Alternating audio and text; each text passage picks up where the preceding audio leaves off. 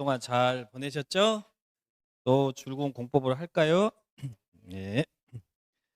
자, 오늘은 도시 및 주거환경 정비법입니다. 정비법은 6문제 나오는데 몇 문제 맞추시라고 그랬어요? 3문제만 맞추세요. 너무 욕심내지 마시고 편안하게 해서 나올 수 있는 부분 위주로 쭉 정리하겠습니다. 자, 정비법 들어갑니다. 왜 이것도 안 되죠? 오늘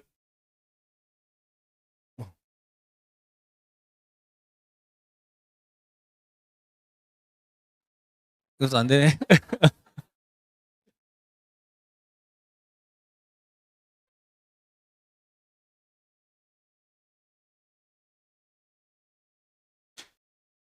안 들어오는데 우리?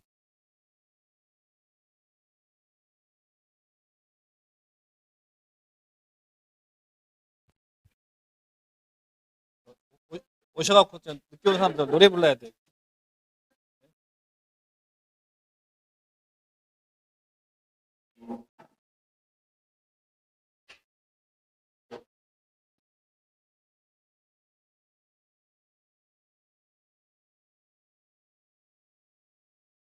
뭐 공부하시다가 뭐 물어보실 거 있어요? 이때 막간을 이용해서 질문하세요. 공부를 너무 열심히 해서 다 알아요? 네, 됐습니까?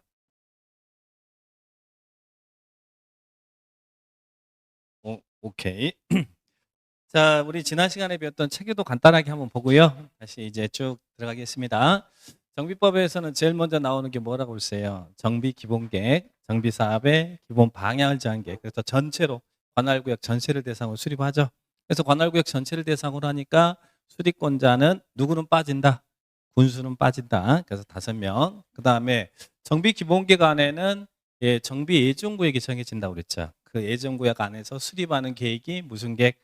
정비계획. 요거는 하나. 그리고 정비계획은 예정구역이 100개다 그러면 정비계획은 그 부분에 대해서 수립하는 것이니까 정비계획은 100개가 되는 거예요. 자, 요 놈은 하나, 요 놈은 그 예정구역에 수립하는 계획. 그런데 여기서는 정비계획은 누가 수립하냐면 특별시 광역시에서는 너무 많으니까 예정구역이 구청장이 수립해요. 그런데 경우에 따라서는 특광시장이 직접 수립할 수도 있어요. 그것만 조심하시고. 그 다음에 군수도 수립하나요?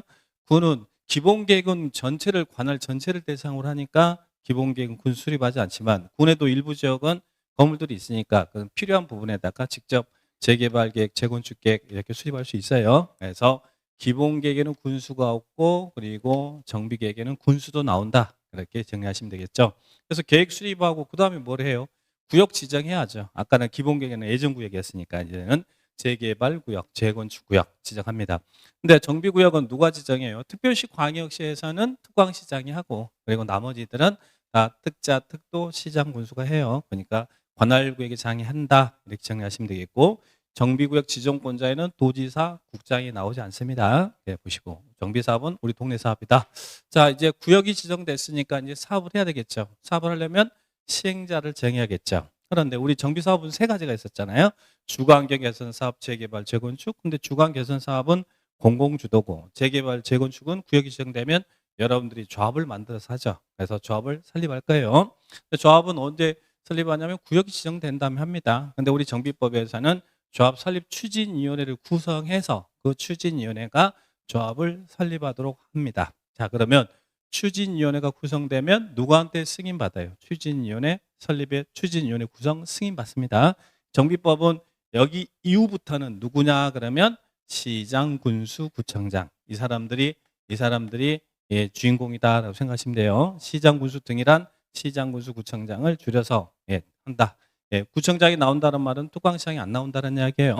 그러면 추진위원회 구성하고 그 다음에 추진위원회가 조합을 설립하고 조합 설립이 인가받아야겠죠. 인가도 시장, 군수 등한테 인가받는다. 그러면 조합이 설립됐으니까 시행자 됐잖아요. 시행자 됐으니까 뭐 해야겠어요? 사업 시행 계획을 작성해야겠죠. 그래서 사업 시행 계획 작성해서 그 사업 시행 계획에 대한 인가를 받아야 돼요. 사업 계획을 인가받아야 되는데 인가권자는 누구예요? 당해, 시장, 군수 등. 그러면 이제 사업 시행 계획 인가받았으니까 건물 철거하고 바로 사업 들어가나요? 건물 철거하기 전에 당신네들한테 새 건물 지어지면 어떻게 주겠습니다라고 분양 약속을 정하는 계획을 수립하겠죠. 그 계획을 무슨 계획이라고 했어요?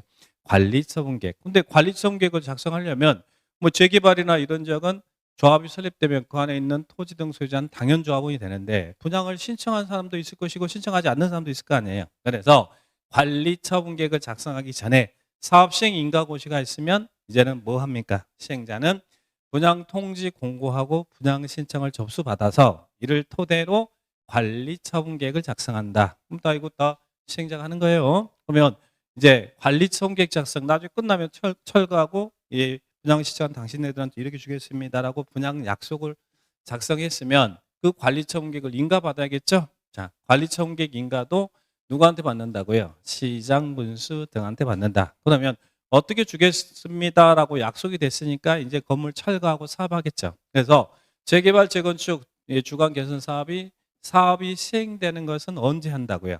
관리처분 계획 인가고시가 있으면 건물이 철거되고 사업이 시행됩니다. 그래서 이 네 가지 계획 순서를 기본계획, 정비계획, 구역지정, 그리고 사업 시행계획, 관리처분계획 네 가지 계획이 있다. 이 관리처분 계획은 근데 뭐와 똑같은 거예요? 개발법의 환지계가 똑같은 거예요. 환지 방식으로 할 때 이거 똑같이 생각하시면 돼요. 그러면 이제 건물 철거하고 사업 시행합니다. 그리고 사업 시행하고 건물이 다 들어섰어요.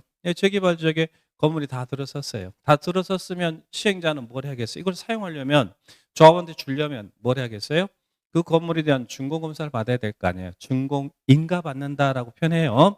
누구한테 준공인가 받아요? 여기는 누구냐 그러면 다 시장 분수 등. 그러면 이 건물에 대한 준공인가가 있었으니까 시행자는 뭐 하겠어요? 관리처분계에서 어떻게 주겠습니다. 약속했으니까 관리처분계에서 정한 대로 나눠줘야겠죠. 그래서 시행자는 분양받을 대지 건물에 대해서 소유권 이전하고 이를 고시합니다. 이 소유권 이전 고시가 개발법의 환지 방식에서 뭐가 똑같다고 그랬어요? 환지 처분, 통지 공고하고 똑같은 거예요. 환지 처분, 통지 공고하고. 근데 우리 개발법에서는 환지 신청한 여러분이 환지 받을 땅에 대한 소유권 취득은 언제 됐어요?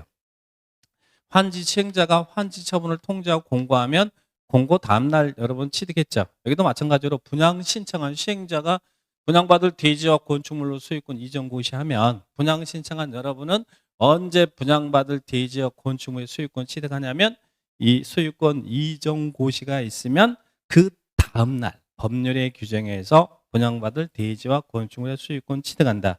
환지 처분하고 똑같습니다. 다음날 취득한다. 다음날 취득한다. 이렇게 기억하시면 돼요. 그러면 여러분은 분양 신청한 여러분은 이 소유권 이전 고시가 있으면 다음날 이 소유권을 취득하잖아요. 근데 소유권 취득과 상관없이 시행자는 뭘 해줘야 돼? 이거 영희 엄마 거, 순이 엄마 거, 또리 엄마 거 등기해줘야 되죠. 등기하고 그리고 또 종전 자산에 비해서 내가 더 받을 수 있고 덜 받을 수도 있으니까 과부 조건에 대해서 금전으로 정산하는 건 뭘 한다고요? 청산. 이것들 등기하고 청산한다. 이게 정비법의 절차다. 이렇게 이해를 딱 하시면 됩니다. 정비법은 요 흐름만 잘 정리해 놓으시고 굵직굵직하게 공부를 해 놓으시면 되겠습니다. 자, 그러면 이 흐름에 맞춰서 주기 아파트 부분들 쭉 한번 볼게요.